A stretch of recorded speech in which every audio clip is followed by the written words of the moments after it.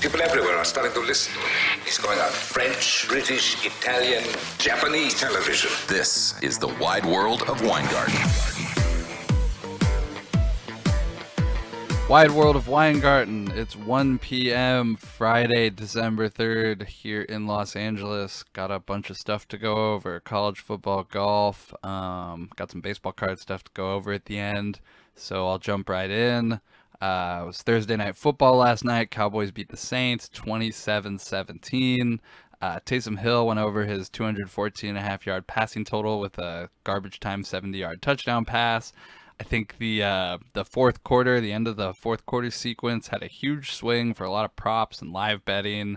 The live total was down to 33.5 with about 3 minutes left, and all of a sudden there were 44 points. I think, yeah, 44. There was a late defensive touchdown. I know the Cowboys defensive anytime touchdown paid 4.5 to 1 before the game at DraftKings. And 70-yard touchdown pass to Deontay Harris probably sent not only Taysom Hill's passing yard over, but his touchdown over, the longest play over. I think that might have happened earlier with a 41-yard pass to Cooper, but I'm not sure on that number exactly. A 70-yard touchdown pass definitely would have sent it over.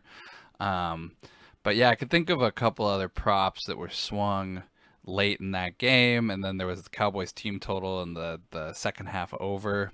Also went over with the late pick six and 70-yard touchdown sequence, which was kind of lame for people who like alternate unders like me. But as far as player stuff goes, Micah Parsons had another sack, and he now has 10 for his rookie season. You could pencil his name in for Defensive Rookie of the Year at this point. I don't think he's a candidate for Defensive Player of the Year, though, and I did hear him mentioned on the broadcast as such. Trevon Diggs, his teammate, the cornerback who had his 9th interception of the season against the Saints, he's probably the main guy standing in his way, but Parsons is definitely a guy I would keep on a short list for next year when you start looking at making plays early for the 2022 season. He'd be a Defensive Player of the Year contender. We finally got to see a little bit out of Taysom Hill, what he can do, and it was a mixed bag at best.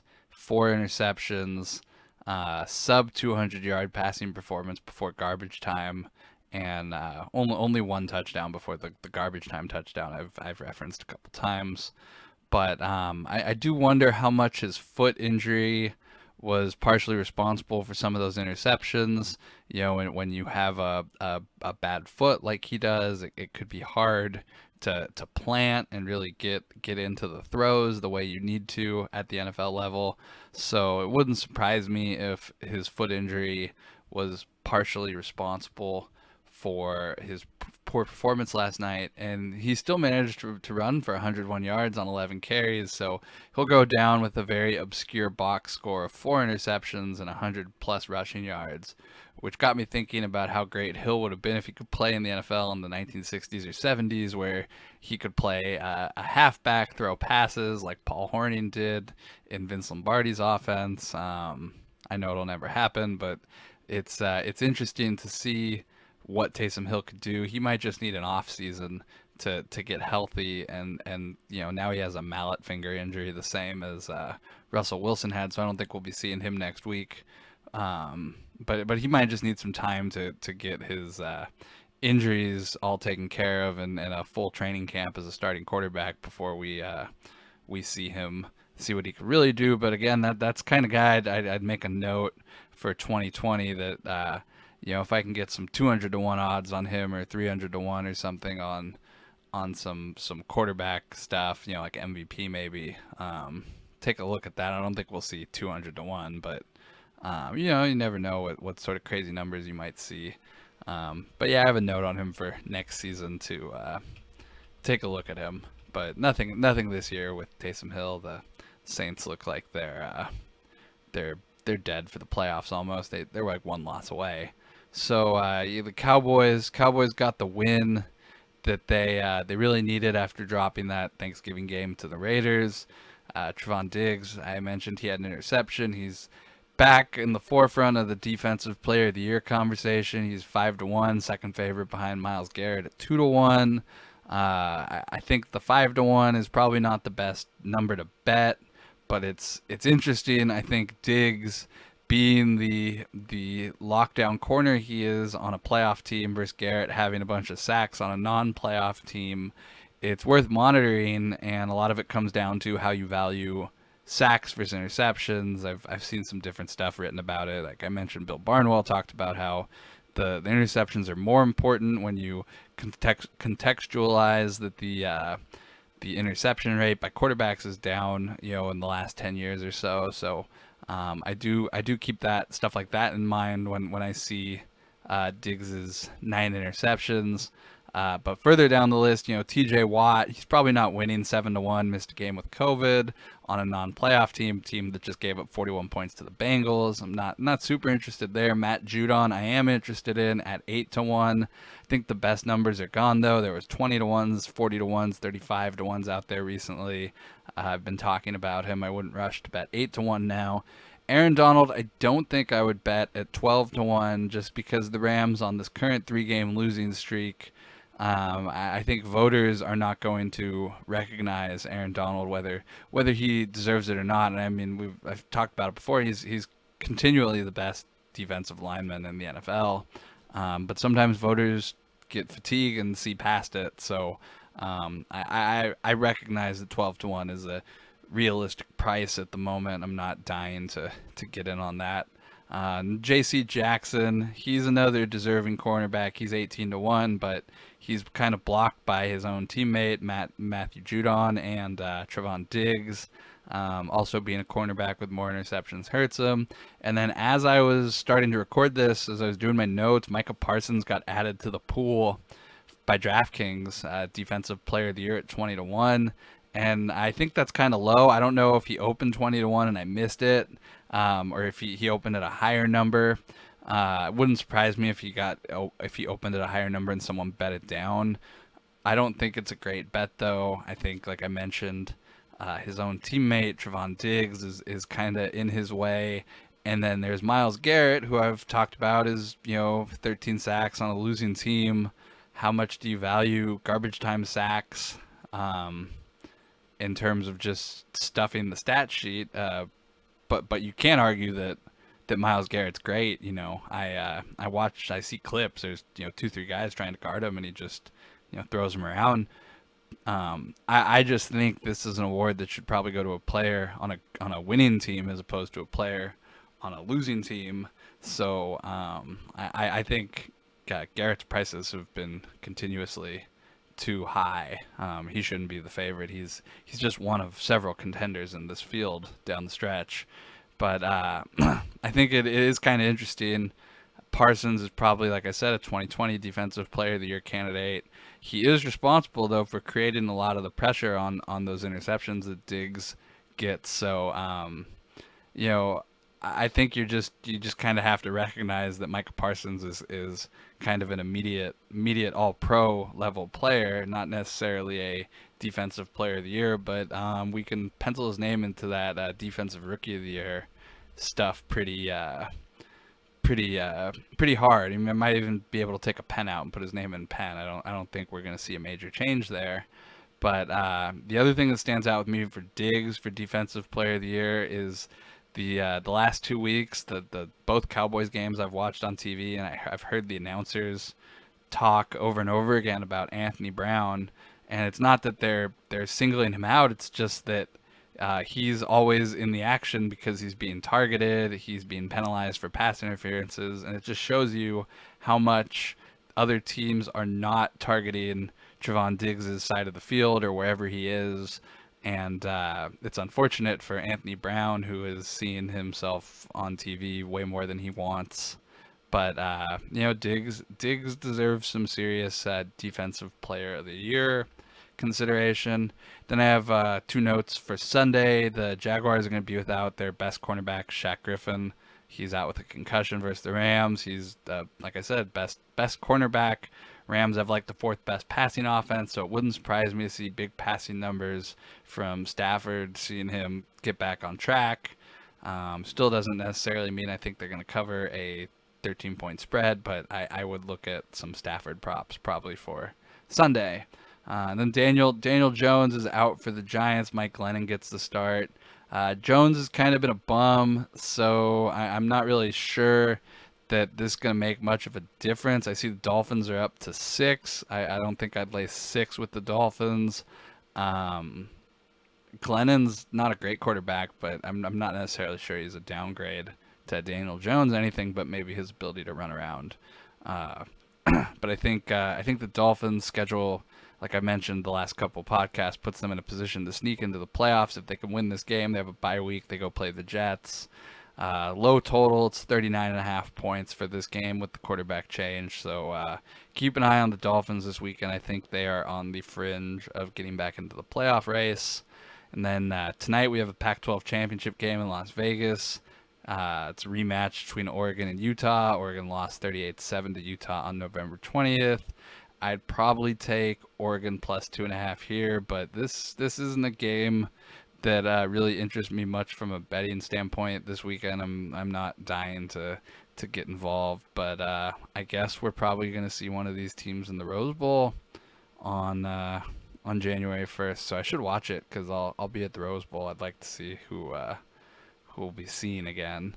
And then Conference USA has their championship game tonight. Western Kentucky versus UTSA, who dropped their first game of the season last weekend. Western Kentucky is favored by 3.5. Total 73.5. I don't really like games that have 70-point plus totals. I think Western Kentucky is the right side here, but it's nothing jumps off page to me. Tomorrow I have some bigger bets. I have Jackson State -7 in the SWAC championship game. Prairie View travels to Jackson, Mississippi for this game. If you can grab 7, still any 7s out there, I'd grab the 7. It's moving to 7.5, which I like less. A flat 7, way to go. Even if you got to pay -115, I'd do that. Then we got the SEC championship game this weekend. The SEC championship game this weekend, Georgia, Alabama. Georgia's a 6.5-point favorite. I like under 49.5. I see it moving down to 49 a little bit. We'll probably see it flicker back and forth. There's a little concern for me that this turns into a game like the Auburn game with Alabama, where both teams, put up 40 points or 30 points, whatever they did. But I'm really hoping for a defensive struggle similar to last week's Iron Bowl or Georgia's Week 1 10-3 win versus Clemson. This kind of leads into my Heisman thoughts, which is that I think Heisman voters in college football have gotten into the habit of automatically making Alabama and Ohio State quarterbacks the finalists, and I understand that they are perennially elite programs that sign elite quarterbacks. And I got to point out, Ohio State and Alabama both fish these quarterbacks out of California, which is why Lincoln Riley's now at USC. It's something that I think a lot of these California schools, specifically USC, is trying to get the Bryce Youngs and CJ Strouds to stay home and stay at USC and not go and win national championships and compete for programs across the country.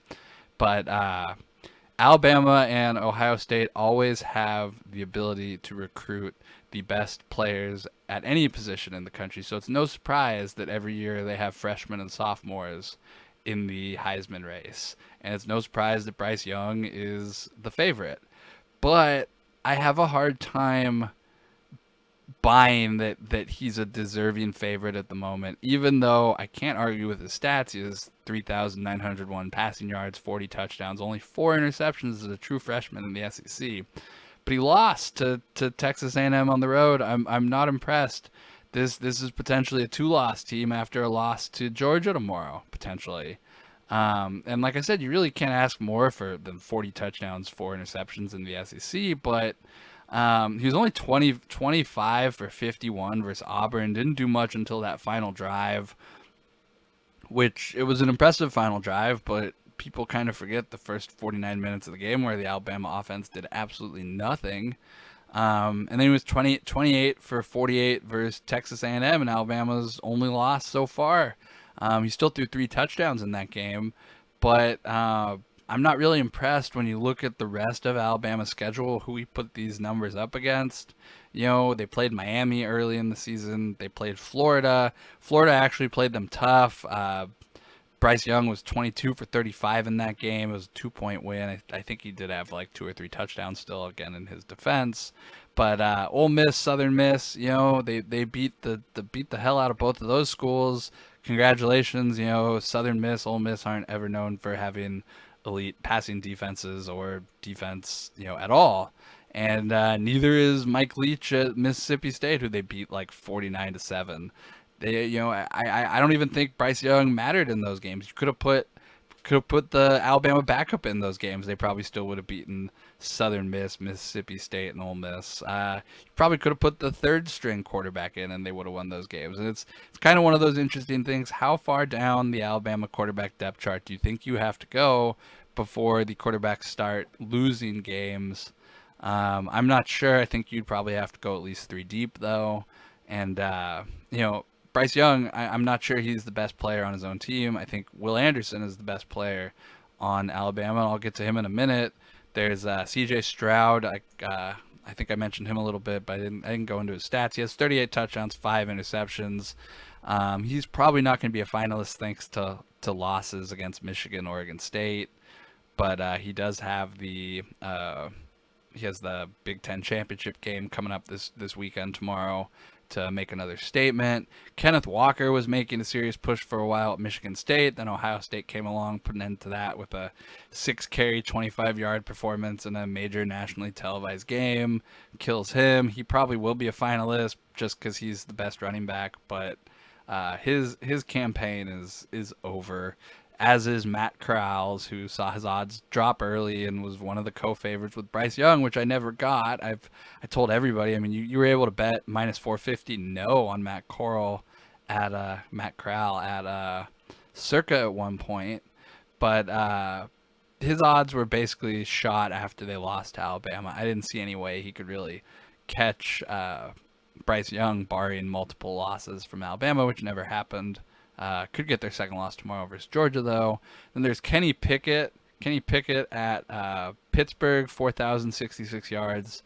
I think he has 40 or 39 touchdowns. I actually didn't write it down, but he has only 7 interceptions. And Pitt's playing Wake Forest for the ACC championship tomorrow, so he's got another chance to put up some numbers and show everybody what he's got.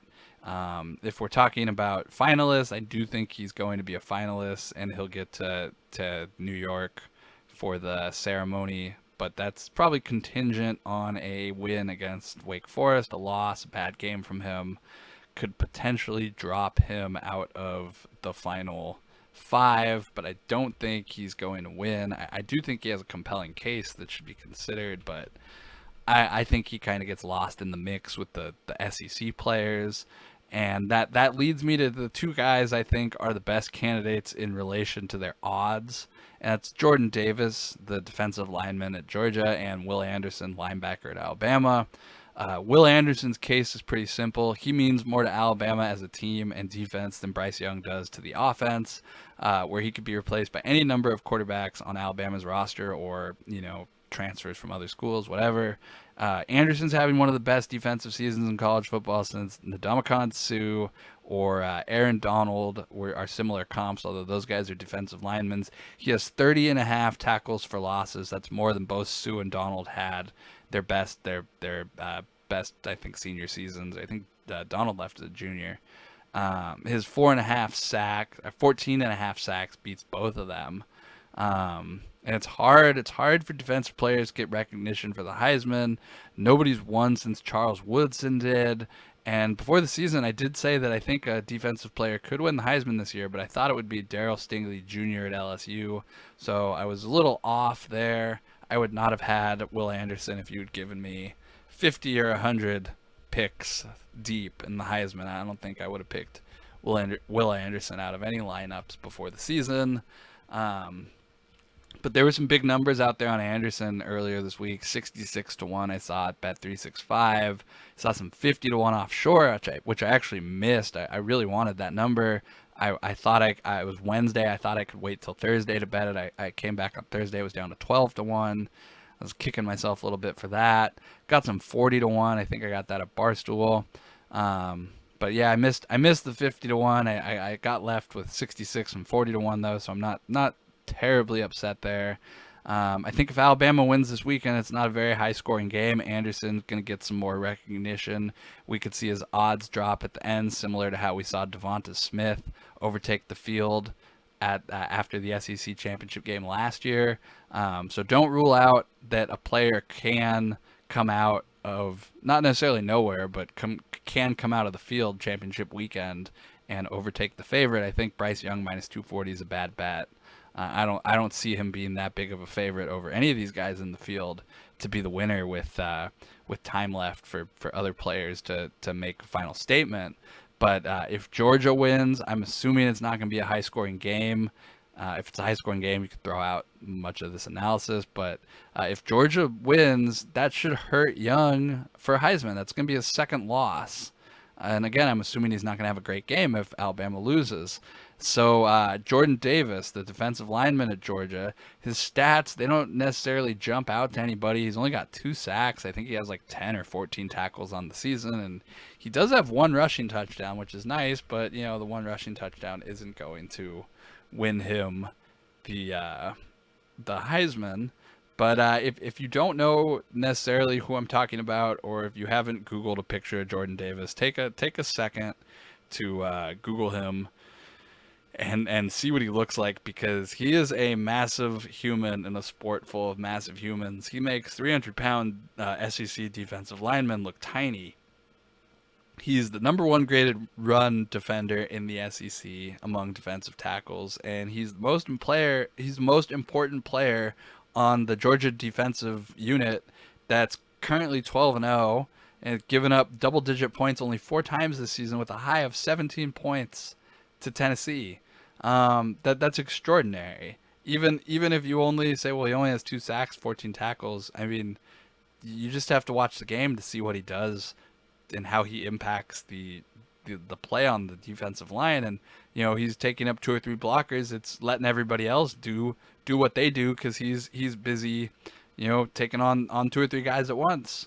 But this is going to be Georgia's most competitive game of the season, and especially since their Week 1 10-3 win versus Clemson. That was back on September 4th.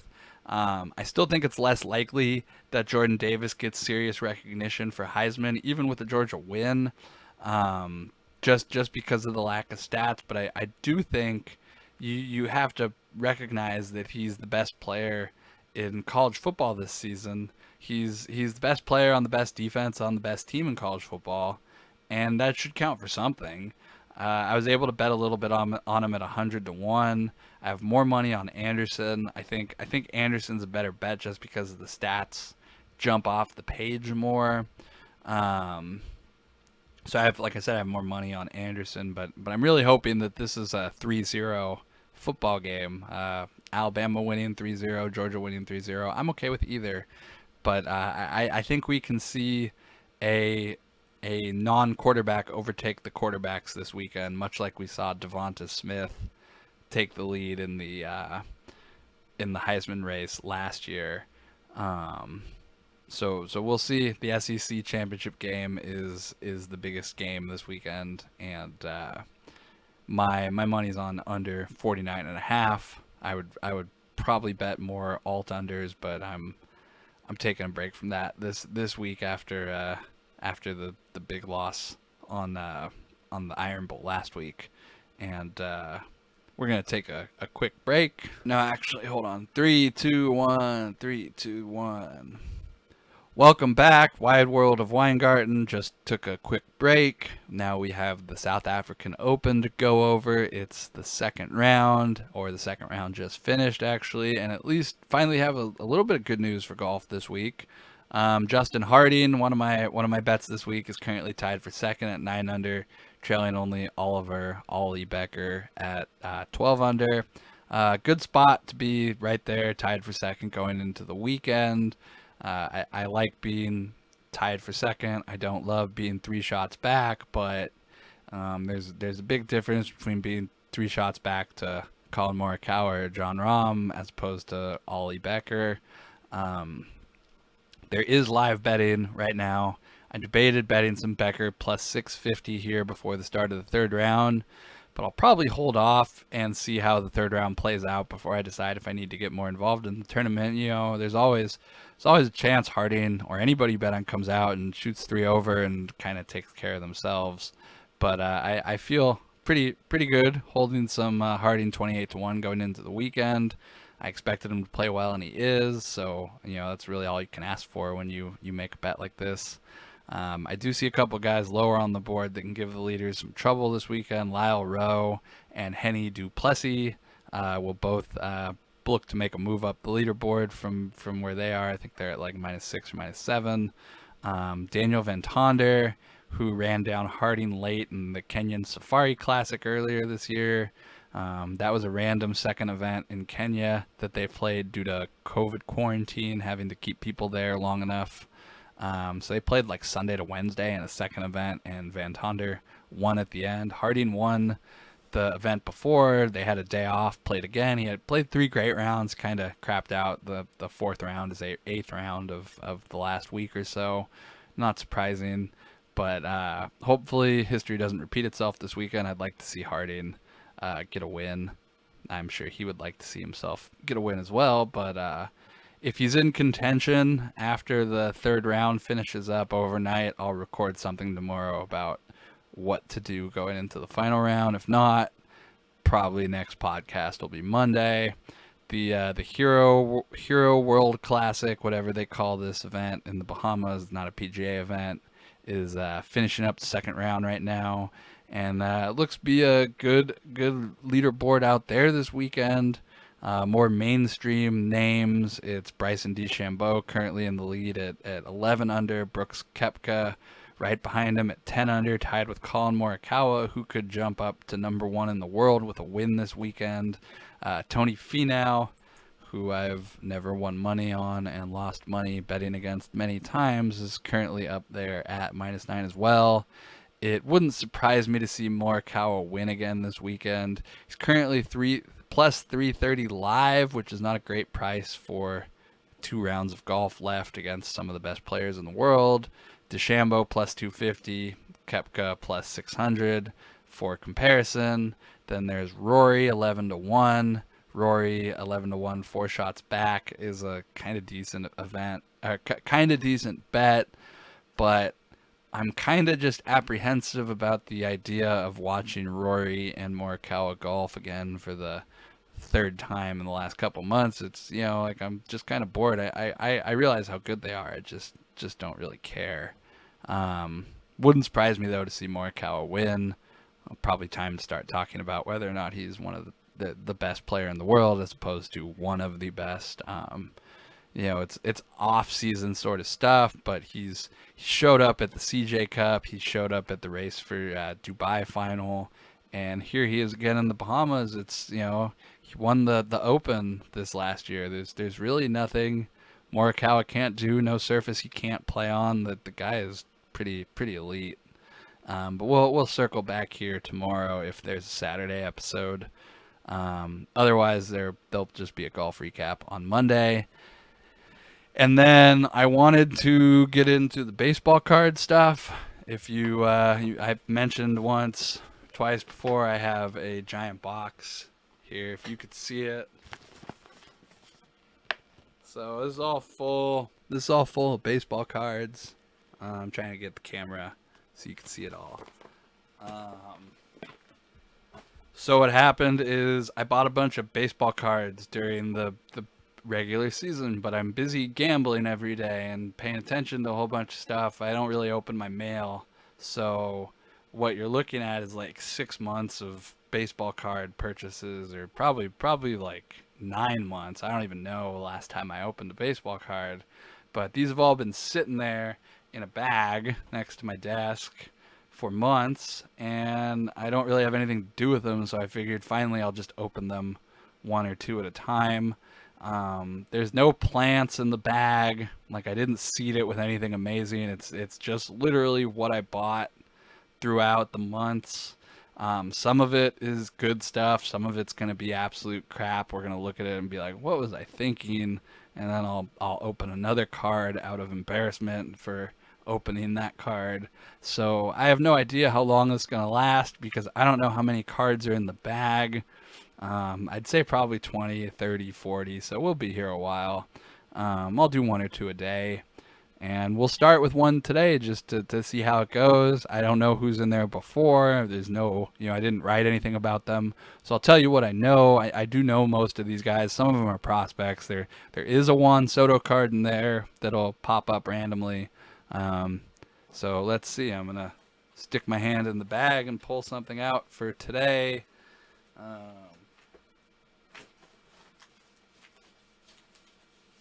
I'll pull 2 out for today, actually, and I'm gonna so you can see them.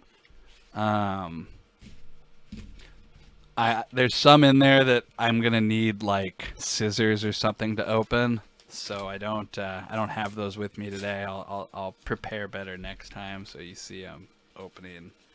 What did I buy? When did I buy this? Does it have a date? No date. But let's see how they packaged it. So it came like this. Good packaging. Know the seller's probably serious. Sorry, it's taking me a minute to open this.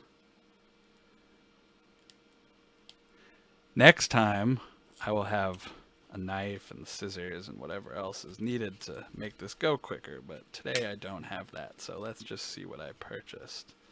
Huh. Oh, this is a good card. This is a sad card to start the show with. What a sad way to start the show. I'm sorry, everybody. So this is my first card I got. It's actually gonna go up on my wall next to me here. If you could see, it is a future star for Jose Fernandez card. Yeah, Jose Fernandez is dead. Excuse me. So I have this thing on my wall behind me here. If you see, it says Future Stars. There's a little bit of a glare. I'm still getting used to this, so sorry if this looks fucking terrible, but it kind of does. But you see, these all say Future Star on it. There's 5 in each row.